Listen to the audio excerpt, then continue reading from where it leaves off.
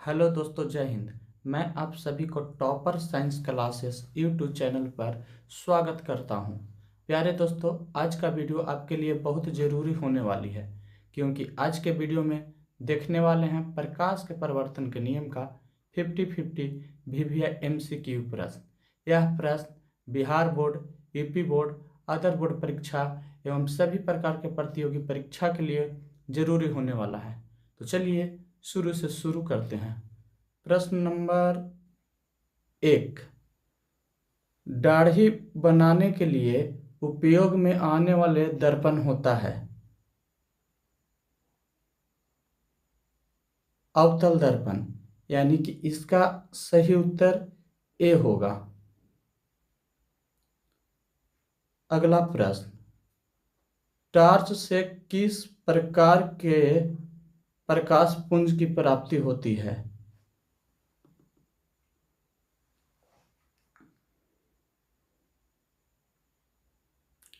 समांतर प्रकाश पुंज की, यानी कि इसका आंसर ए होगा। क्वेश्चन नंबर नेक्स्ट, निर्गत किरण तथा अभिलंब के बीच का कोण को कहते हैं? इसका आंसर निर्गत कोण, यानी कि इसका आंसर सी होगा।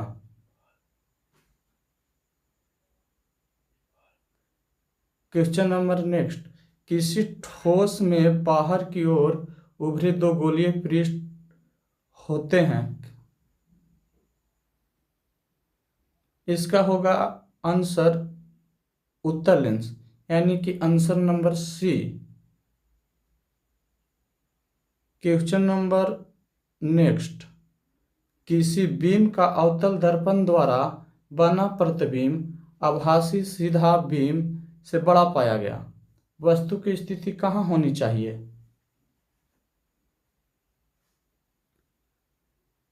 इसका आंसर होगा दर्पण के ध्रुव मुख्य फोकस के बीच होनी चाहिए, यानी कि आंसर नंबर डी इसका सही आंसर होगा। Question number next, search light का परिवर्तन सतह होता है?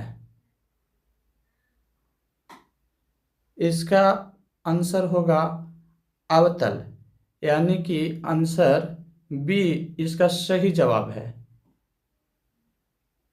क्वेश्चन नंबर नेक्स्ट, निर्वात में प्रकाश की चाल होती है?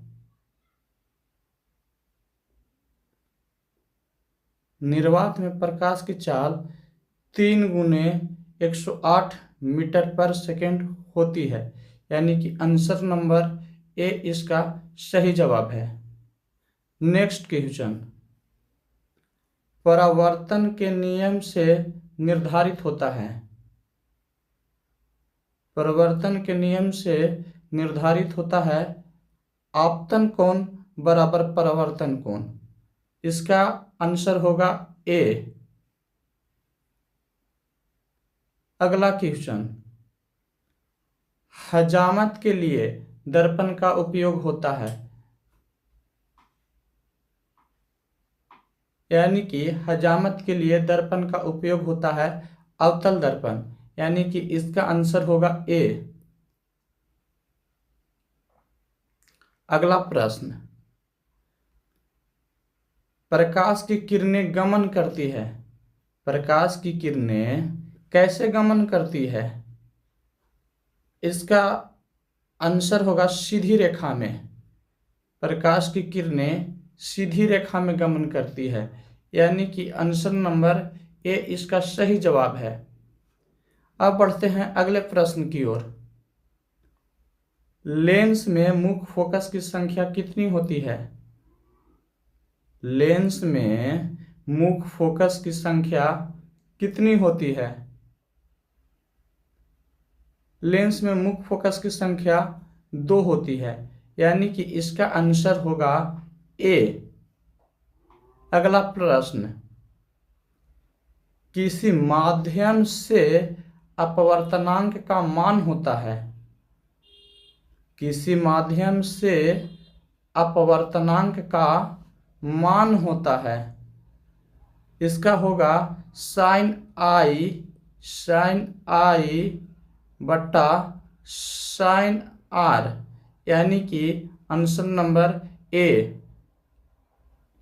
अगले प्रश्न की ओर बढ़ते हैं। प्रकाश के अपवर्तन के नियम कितने हैं? प्रकाश के अपवर्तन के नियम कितने हैं? इसका आंसर होगा 2, यानी कि आंसर नंबर बी सही जवाब है। चलिए अगले प्रश्न की ओर चलते हैं। वस्तु से छोटे और आभासी प्रतिबिंब इनमें से किस दर्पण में प्राप्त होता है? वस्तु से छोटे और आभासी प्रतिबिंब इनमें से किस दर्पण में प्राप्त होता है? इसका सही जवाब होगा उत्तल दर्पण, यानी कि आंसर नंबर डी सही जवाब है। चलिए बढ़ते हैं अगले प्रश्न की ओर। उत्तल दर्पण में किस प्रकार का प्रतिबिंब बनता है? उत्तल दर्पण में किस प्रकार का प्रतिबिंब बनता है? इसका सही जवाब होगा आभासी प्रतिबिंब। इसका सही जवाब है आभासी प्रतिबिंब, यानी कि आंसर नंबर बी। चलते हैं अगली प्रश्न की ओर। समतल दर्पण द्वारा क्या बनता है? समतल दर्पण द्वारा क्या बनता है? इसका सही जवाब होगा समतल दर्पण द्वारा आभासी प्रतिबिंब बनता है, यानी कि आंसर नंबर ए। इसका सही जवाब होगा आंसर नंबर ए। चलते हैं अगली प्रश्न की ओर। वस्तु से छोटा प्रतिबिंब किस दर्पण में बनता है? वस्तु से छोटा प्रतिबिंब किस दर्पण में बनता है? इसका सही जवाब होगा अवतल दर्पण में एवं उत्तल दर्पण में, यानी कि आंसर नंबर इसका डी होगा। वस्तु से छोटा प्रतिबिंब दोनों दर्पण में बनते हैं। प्रकाश क्या है? Question number next. प्रकाश क्या है? इसका सही जवाब होगा आंखों के प्रभावित करने वाली ऊर्जा। आंखों को प्रभावित करने वाली ऊर्जा, यानी कि आंसर नंबर बी सही जवाब। चलिए बढ़ते हैं अगले प्रश्न की ओर। जिस दर्पण में प्रतिबिंब सीधा और आकार में वस्तु के बराबर हो तो वह दर्पण है। इसका सही जवाब होगा समतल दर्पण, यानी कि आंसर नंबर सी सही होगा। चलिए अगले प्रश्न की ओर बढ़ते हैं। कहता है एक गोलीय दर्पण की वक्रता त्रिज्या 40 सेंटीमीटर है, तो इसकी फोकस दूरी कितनी होगी? इसका सही जवाब होगा 20 सेंटीमीटर, यानी कि आंसर नंबर सी। चलते हैं अगले प्रश्न की ओर। कहता है कि किस दर्पण का दृष्टि क्षेत्र बड़ा होता है? किस दर्पण का दृष्टि क्षेत्र बड़ा होता है? इसका उत्तर होगा उत्तल दर्पण, यानी कि आंसर नंबर सी सही जवाब। दोस्तों, अगर मेरी मेहनत अच्छी लग रही हो तो इस वीडियो को लाइक एवं शेयर कर दीजिएगा। चलिए बढ़ते हैं अगले प्रश्न की ओर। मुख्य अक्ष दर्पण के ध्रुव पर कितना डिग्री पर झुका होता है? मुख्य अक्ष दर्पण के ध्रुव पर कितना डिग्री पर झुका होता है? तो इसका जवाब होगा अभिलंब की ओर झुका रहता है, यानी कि आंसर नंबर ए इसका सही जवाब है। चलिए फिर से बढ़ते हैं अगले प्रश्न की ओर। अगला प्रश्न कहता है कि सोलर कुकर में प्रयोग कौन सा दर्पण को किया जाता है। जी हाँ, सोलर कुकर में प्रयोग किस दर्पण का किया जाता है। इसका सही जवाब होगा अवतल दर्पण, यानी कि आंसर नंबर ए सही जवाब है। चलिए अगले प्रश्न की ओर बढ़ते हैं। उत्तल दर्पण में बनने वाले प्रतिबिंब की प्रकृति कैसा होता है। उत्तल दर्पण में बनने वाले प्रतिबिंब की प्रकृति कैसा होता है। इसका सही जवाब होगा आभासी, यानी कि आंसर नंबर बी। चलिए नेक्स्ट क्वेश्चन। फोकस पर अभिसारित करने वाला किरण पुंज परिवर्तन के बाद समांतर किरण पुंज किस दर्पण में बदल जाता है। 25 का सही जवाब होगा अवतल दर्पण और उत्तल दर्पण में बदल जाता है, यानी कि इनका सही जवाब है सी। चलिए प्रश्न को आगे की ओर बढ़ाते हैं। प्रश्न नंबर 26। वास्तविक वस्तु का आभासी प्रतिबिंब बनता है। वास्तविक वस्तु का आभासी प्रतिबिंब बनता है। इसका आंसर होगा समतल दर्पण में भी, उत्तल दर्पण में भी, अवतल दर्पण में भी, यानी कि इनका सही जवाब है डी। इसका सही जवाब होगा आंसर नंबर डी। चलते हैं अगले प्रश्न की ओर। तेल लगा कागज, तेल लगा कागज होता है। इसका सही जवाब है परिभाषक, यानी कि आंसर सी इसका सही है। चलिए चलते हैं अगले प्रश्न की ओर। एक अवतल दर्पण में वस्तु की स्थिति ध्रुव और फोकस के बीच है तो इसका प्रतिबिंब बनेगा। एक अवतल दर्पण में वस्तु की स्थिति ध्रुव और फोकस के बीच है तो इसका प्रतिबिंब बनेगा। इसका प्रतिबिंब काल्पनिक और बड़ा होगा, यानी कि इसका सही जवाब है डी। चलिए नेक्स्ट प्रश्न। निम्नलिखित में से प्रकाशिक माध्यम कौन है। निम्नलिखित में से प्रकाशिक माध्यम कौन है। इसका सही जवाब होगा शीशा। इसका सही जवाब होगा शीशा, यानी कि आंसर नंबर बी है सही जवाब। चलिए बढ़ते हैं अगले प्रश्न की ओर। यदि आपतन कोण I और परिवर्तन कोण R हो तो।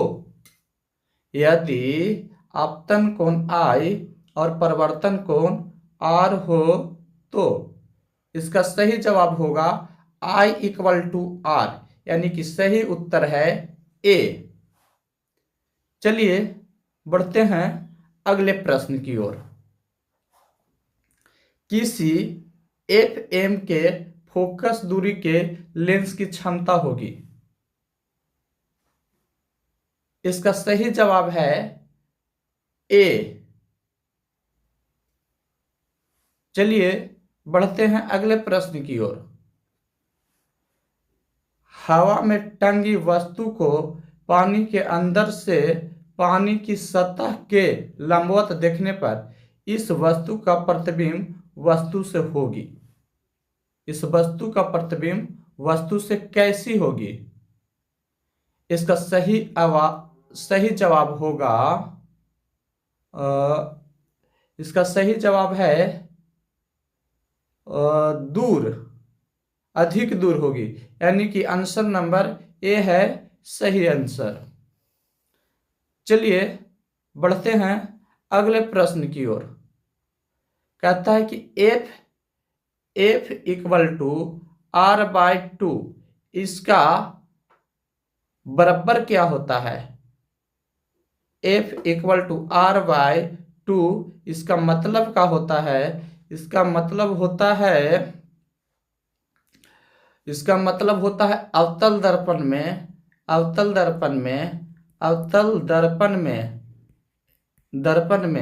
एवं उत्तल दर्पण का यह फोकस दूरी है, यानी कि आंसर नंबर है डी इसका सही जवाब। चलिए बढ़ते हैं अगले प्रश्न की ओर। कहता है कि किसी बीम का वास्तविक तथा समान साइज का प्रतिबिंब प्राप्त करने के लिए बीम को उत्तल दर्पण के सामने कहां पे रखना होगा। इसका सही जवाब होगा 2F1 पर, 2F1 पर, यानी कि इसका आंसर है सही सी, आंसर नंबर सी। अब चलते हैं अगले प्रश्न की ओर। अगला प्रश्न कहता है कि मोटर गाड़ी का पार्श्व दर्पण होता है। मोटर गाड़ी में पार्श्व दर्पण के रूप में किस दर्पण का उपयोग किया जाता है।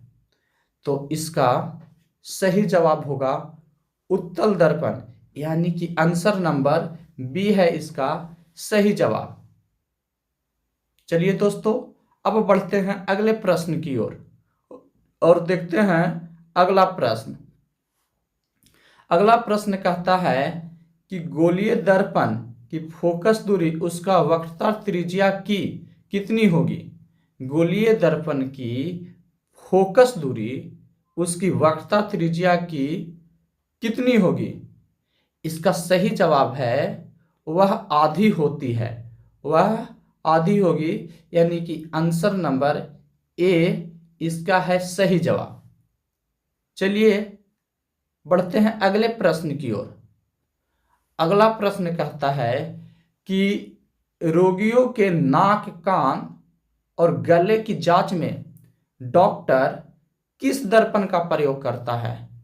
जी हाँ, रोगियों के नाक, कान और गले की जांच में डॉक्टर किस प्रकार का दर्पण का उपयोग करता है। इसका सही जवाब होगा अवतल दर्पण, यानी कि आंसर नंबर ए। चलिए नेक्स्ट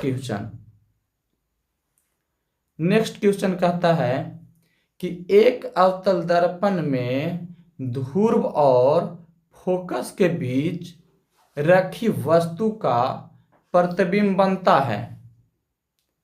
एक अवतल दर्पण में ध्रुव और फोकस के बीच रखी वस्तु का प्रतिबिंब बनता है। प्रतिबिंब बड़ा और आभासी बनता है, यानी कि आंसर नंबर इसका बी है सही जवाब। चलते हैं अगले प्रश्न की ओर। कहता है द्विअवतल लेंस को कहा जाता है। द्विअवतल लेंस को कहा जाता है, इसको कहते हैं अपसारी लेंस, यानी कि आंसर नंबर ए इसका सही जवाब है। चलिए अब अगले प्रश्न की ओर चलते हैं। अगला प्रश्न बोलता है कि सिनेमा के पर्दे पर किस प्रकार का प्रतिबिंब बनता है। जी हाँ, सिनेमा के पर्दे पर किस प्रकार का प्रतिबिंब बनता है। तो इसका सही जवाब होगा वास्तविक प्रतिबिंब, यानी कि answer number A, answer number A. अब देखते हैं अगला प्रश्न। अगला प्रश्न कहता है कि सूर्य से आने वाला प्रकाश पुंज कैसा होता है। जी हाँ, सूर्य से आने वाला प्रकाश पुंज कैसा होता है। इसका सही जवाब है समांतर प्रकाश पुंज, यानी कि आंसर नंबर सी है इसका सही जवाब। चलिए दोस्तों चलते हैं अगले प्रश्न की ओर। अगला प्रश्न कहता है कि आधुनिक क्वांटम सिद्धांत के आधार पर प्रकाश को क्या कहते हैं? आधुनिक क्वांटम सिद्धांत के आधार पर प्रकाश को क्या कहते हैं? तो इसको तरंग माना भी जाता है और कण माना भी जाता है, इसलिए इसका सही जवाब है सी। इसलिए इसका सही जवाब है सी, तरंग एवं कण। चलिए भाइयों चलते हैं अगले प्रश्न की ओर। अगला प्रश्न कहता है कि I बराबर R कहाँ लागू नहीं होता है? I बराबर R कहाँ लागू नहीं होता है? तो इसका सही जवाब है यह किसी भी दर्पण में नहीं होता है, माने कि इनमें से कोई नहीं इसका सही जवाब है। चलिए अब देखते हैं अगला प्रश्न। अगला प्रश्न कहता है कि फोकस पर अभिसारित करने वाला किरण पुंज परावर्तन के बाद समांतर किरण पुंज में बदल जाता है। फोकस पर अभिसारित करने वाला किरण पुंज परावर्तन के बाद समांतर किरण पुंज में बदल जाता है। इसका सही जवाब है अवतल दर्पण में भी बदलता है और उत्तल दर्पण में भी बदलता है, तो इसका सही जवाब होगा सी। चलिए भाइयों अब देखते हैं अगला प्रश्न। अगला प्रश्न कहता है कि दर्पण की चौड़ाई को दर्पण का क्या कहा जाता है? जी हाँ, दर्पण की चौड़ाई को दर्पण का क्या कहा जाता है? तो इसका सही जवाब है द्वारक, यानी कि आंसर बी इसका सही होगा। चलिए अब देखते हैं अगला प्रश्न। किसी दर्पण या चिकने तल पर प्रकाश की किरणें आपतित होने पर परावर्तन होता है, यह क्या कहलाता है? तो इस क्वेश्चन का सही जवाब होगा नियमित कहलाता है, यानी कि आंसर नंबर ए है इसका सही जवाब। चलिए अब बढ़ते हैं अगले प्रश्न की ओर। सॉरी, इसका नियमित एवं अनियमित, यानी कि आंसर नंबर सी होगा इसका सही जवाब।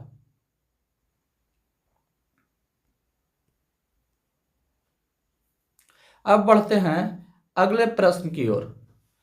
अगला प्रश्न 47 नंबर कहता है कि किसी समतल दर्पण में लेटर पी को देखने पर वह कैसा मालूम पड़ता है?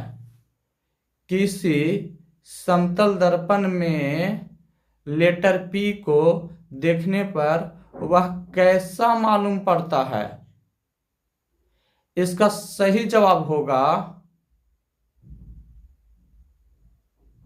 इसका सही जवाब होगा वह ओ जैसा मालूम पड़ता है, यानी कि सही जवाब है सी। चलिए अगले प्रश्न की ओर चलते हैं। अगला प्रश्न कहता है अवतल दर्पण के प्रकरण में किसी वास्तविक और उल्टे प्रतिबिंब के लिए आवर्धन होता है। 48 नंबर प्रश्न कहता है अवतल दर्पण के प्रकरण में किसी वास्तविक और उल्टे प्रतिबिंब के लिए आवर्धन होता है। इसका सही जवाब है ऋणात्मक, यानी कि आंसर नंबर ए इसका सही जवाब है। चलिए प्रश्न नंबर नेक्स्ट। प्रश्न नंबर 49 कहता है कि अवतल दर्पण में आभासी और सीधे प्रतिबिंब के लिए आवर्धन होता है? इसका सही जवाब है धनात्मक, यानी कि आंसर नंबर बी इसका सही जवाब होगा। चलिए इस सीरीज का लास्ट क्वेश्चन देखते हैं। लास्ट क्वेश्चन कहता है कि नई क्रांतीय चिन्ह परिपाटी के अनुसार दर्पण के सामने रखे गए बीम दूरी ली जाती है। रखे गए बीम दूरी कहाँ ली जाती है या कैसा ली जाती है? तो इस क्वेश्चन का सही जवाब होगा ऋणात्मक, यानी कि आंसर नंबर बी है सही जवाब। तो इस सीरीज को दोस्तों यहीं पे बंद करते हैं। अगर इसी प्रकार का आपको एमसीक्यू प्रश्न देखना रहे